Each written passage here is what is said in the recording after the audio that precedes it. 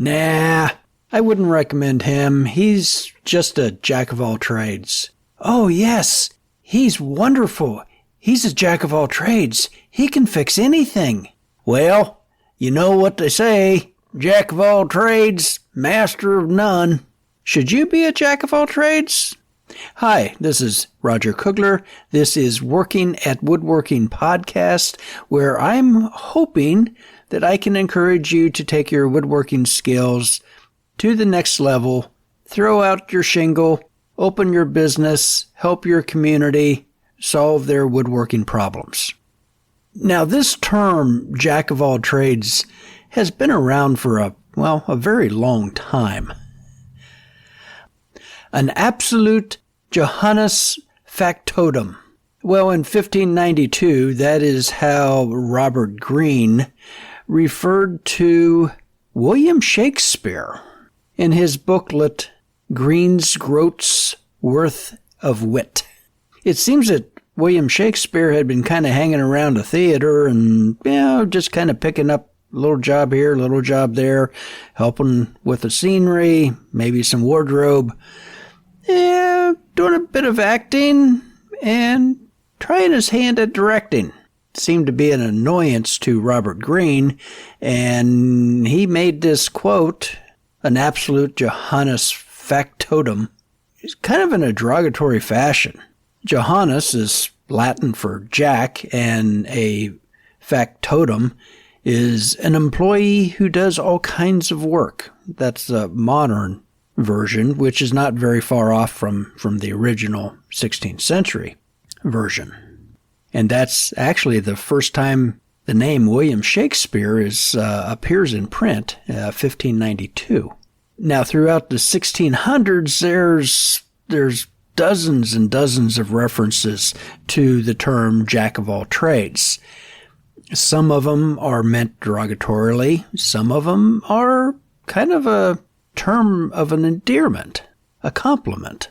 The couplet master of none was added sometime in the 1600s, so a jack of all trades and a master of none became popular. By 1732, there was a phrase similar to, but very informative, a man of many trades begs his bread on Sundays. These people were very much into rhyme back then. I mean, come on, they didn't have YouTube or video games. Then someplace around 1735 in Poor Richard's Almanac, there appears to be a reference, a jack of all trades and a master of one, quoted by Benjamin Franklin. There's other quotes, a jack of all trades, a master of some, that were bandied about in literature through the 1800s. And we end up with a jack of all trades, a master of none, but better than a master of one. So that's kind of a positive thing. It's better to be a jack of all trades than just a master of one. So what say you? Should you be a jack of all trades? I know you've been doing your woodworking thing for quite a while. You're getting pretty good at it. You can fix a broken window, make a wooden screen door, fix Mrs. Smith's rocking chair, but you don't really specialize in anything. You're not a master of even one. And you're asking yourself, should you go into business? You've been hemming and hawing about this. You've been anguishing, sleepless nights. Well, yes, I say you should strive to be a jack of all trades. Now, here's why. Number 1, self-confidence. 2, self-reliance. And 3, self-fulfillment. Let's break this down. Oh, wait a minute. There's a whole bunch of selves in here. Sounds like we're a bit conceited now, doesn't it? Well, we are talking about self-employment, aren't we? Self-confidence. This is a journey, kind of a self-discovery, a natural journey. Do you remember the first time you learned you could manipulate matter with your hands? Yeah, anybody who's had children knows that you're sitting in a high chair as a 8-month-old and you've discovered that food is a lot of fun to play with. You can push it around your little plastic tray. You can throw it against the walls. Don't ask me how I know this. You graduate from the high chair into a sandbox, and now you can pick this stuff up in your hand, and it just kind of flows through your fingers. You can throw it. You can throw it at someone. Then you're scolded not to throw sand. You can build things with it, like sand castles, especially at the beach. Maybe you're more Midwestern and you just have to settle for a muddy cornfield. But you learn how to use your hands to shape the world around you. And pretty soon they send you off to school and you learn how to manipulate letters into words. And you can spell cat and dog and sternoclaviomastoid process. Numbers come along and you learn to count. That's a form of manipulation. You can count the number of bugs in your sister's hair. Mommy, Sally has 7 bugs in her hair. And then both people start screaming. That was great fun. Later in high school, you learn algebra and English and science and history. Some go off to college to be specialists, to be masters in one field. And then after 4, 5, 8 years, they decide they don't really like that field. Do you know that only about 46% of college graduates get a job in their field after graduation? So you spend all this time, all this hard work, all this partying, and most people don't even get a job in what they're studying. And I found another statistic that showed about 33% of college graduates were working in a job that doesn't require a college degree. So I don't know. There might be something kind of messed up with our college system. So after 40 years, only about 4%, less than 4%, I've seen down to 1 and 2% of college graduates are still working in their degree field. So are you a master at that time? Oh yeah, I would definitely say so. The average person will have 4 careers over the course of their life. It used to be that if you were a farmer, if you were born on a farm, chances were pretty good you would die on a farm. Then we had that industrial revolution type thing, and all the farm people went to the city to work in the factories.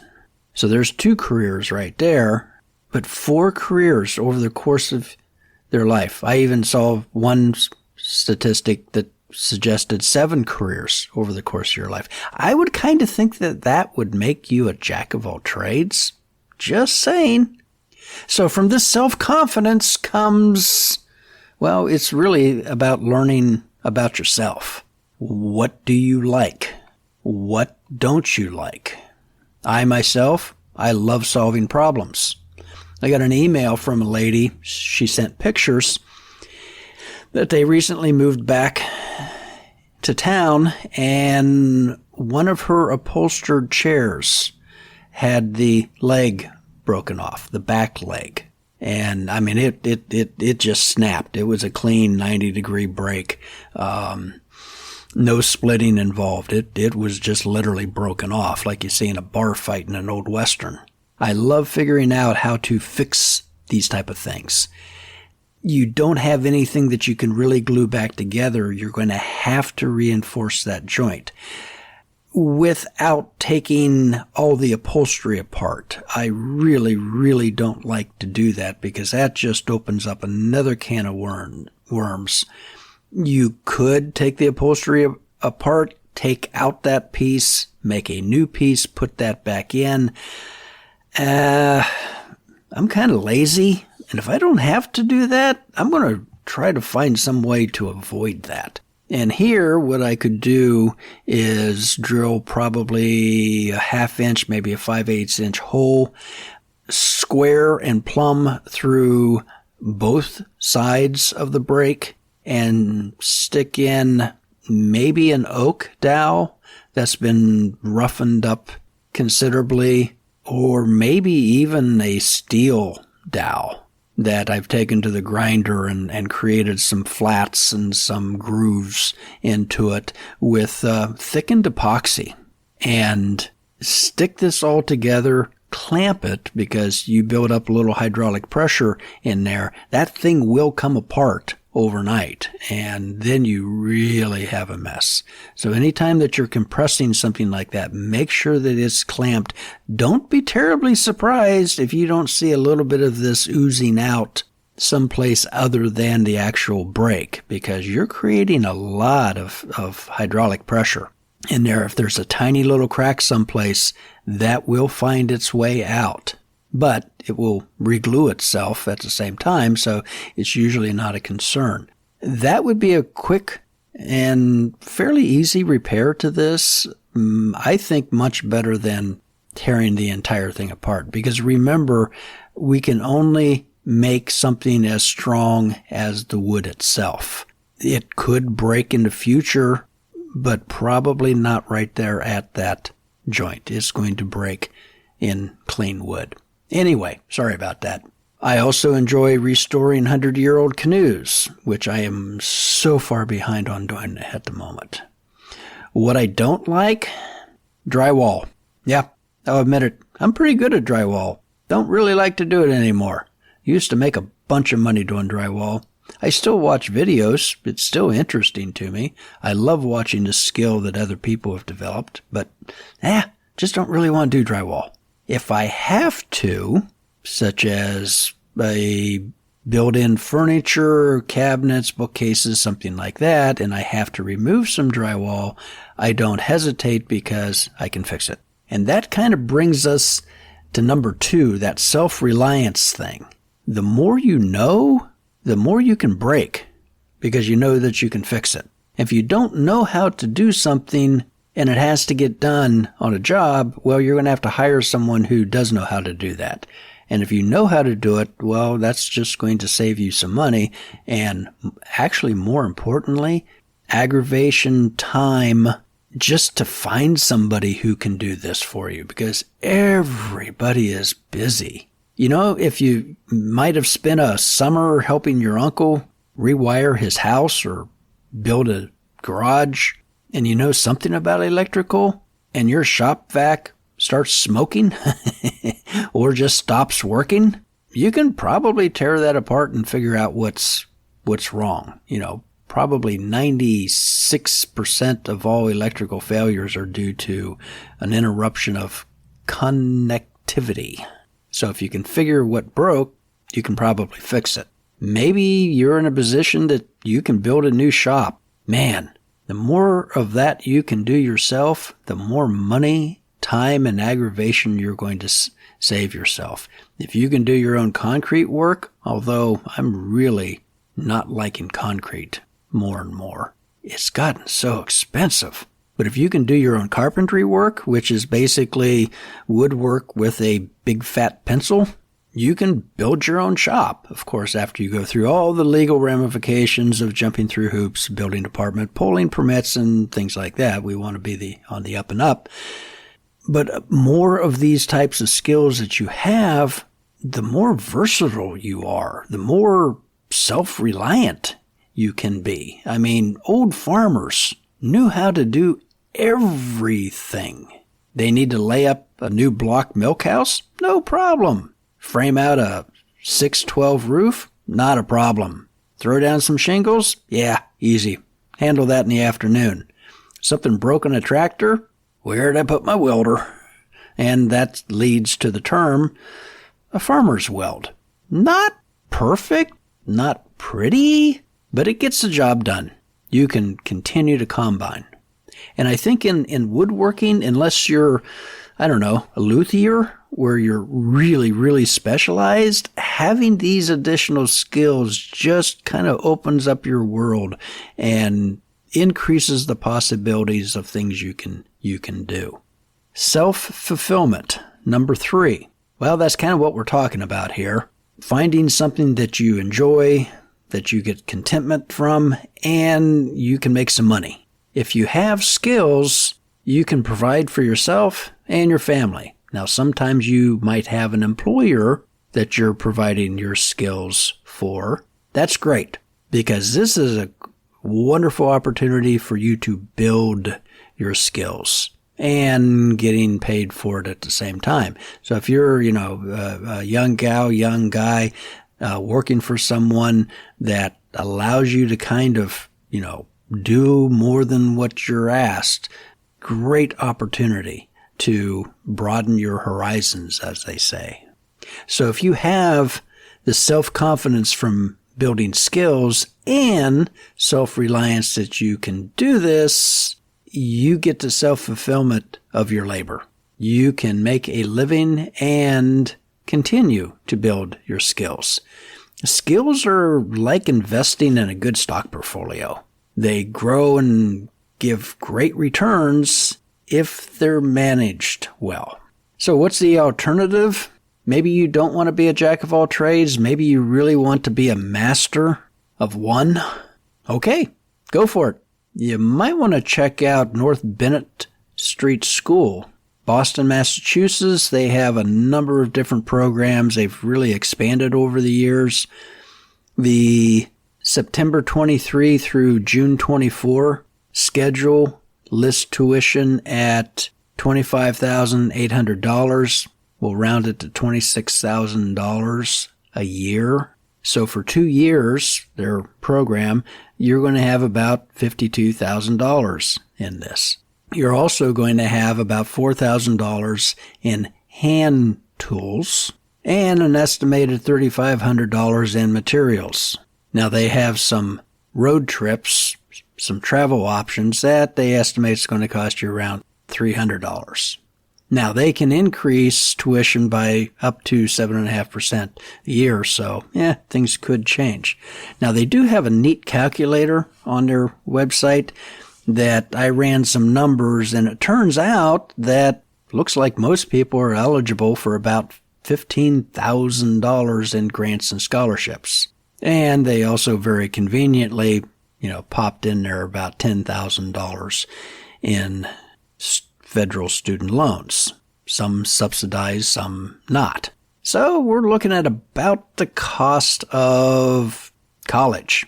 Now, you're only going to go 2 years as opposed to a 4-year degree. You may not know anything about Socrates, but you'll probably know how to make a mortise and tenon joint. Well, if you go to a 4-year school, you may not know anything about Socrates.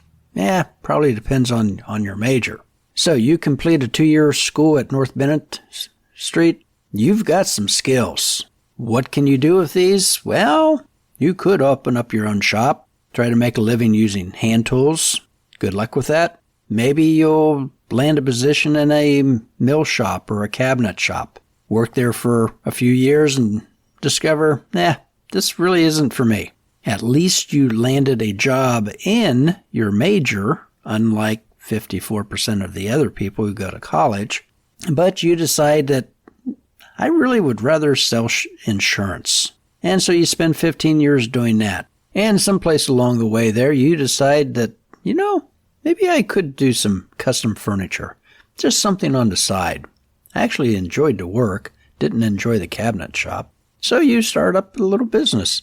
And you run your little shop for a few years, and then you decide, don't really like selling insurance anymore. I'm going to go full-time. Good for you. That almost makes you a jack of all trades. So, what's right for you? Should you be a factotum? An employee who does all kinds of work? If you are, you will never go a day without a job. That would be incredibly valuable to some employers, A lot of employers is like, oh no, that's not in my job description. I can't do that. If you're willing to work, you should never be unemployed. Should you be a master of one? It's good work if you can get it. It's kind of like being a brain surgeon. That's really good work. Very valued work. Until the zombie apocalypse, and then you may not have that many brain surgeries to do. probably plenty of lacerations and broken bones, so that degree didn't go to waste. Kind of almost a jack-of-all-trades situation again. How about this? A jack-of-all-trades and a master of one is much better than a master of none. I think we might be onto something here. So if you're a young person searching for a career, maybe you've got that college degree that, you don't want to do that for the rest of your life. Master something. Really almost anything. Because it will lead to something else eventually. Go get a welding certificate. Learn to weld professionally. Then maybe in 10 years, you're building slab tables with welded bases underneath them. One thing builds upon another. And remember, when you're picking something, this isn't a lifetime endeavor. Not anymore. We average between 4 and 7 careers over our lifetime. So pick something to master first. And then there might be a second and a third and a fourth. I think I'm on my, 1, 2, 3. I'm on my third career right now. This one kind of seems to stick. If you are an older person, well, you already have skills. So how can you apply these to woodworking? If you're a dentist, you are used to the sound of a pneumatic drill. I could see you using that skill in doing some engraving, maybe some pierce carving. Maybe you could learn to turn, or perhaps you're already a turner, and use that drill to do some really intricate pierce carving with that. Then you sell those, vases and bowls and things. People are incredibly creative with that. And let's be honest, you're the only one who can actually stand the sound of a dentist's drill. Maybe you're a school teacher. Oh, and you're afraid of a little piece of wood? Really? You've been herding squirrels all your life. You're not afraid of anything. You got this. Whatever you want to do. Maybe you are an insurance salesman. You've got people skills. You can sell anything. Figure out what you want to make. Start selling it. Perhaps you're a veteran? Well, you know the military community. So figure out how you can serve them. What sounds like fun? Maybe you want to get into a CNC machine. Kind of expensive, but you can make all kinds of signs, all kinds of other things.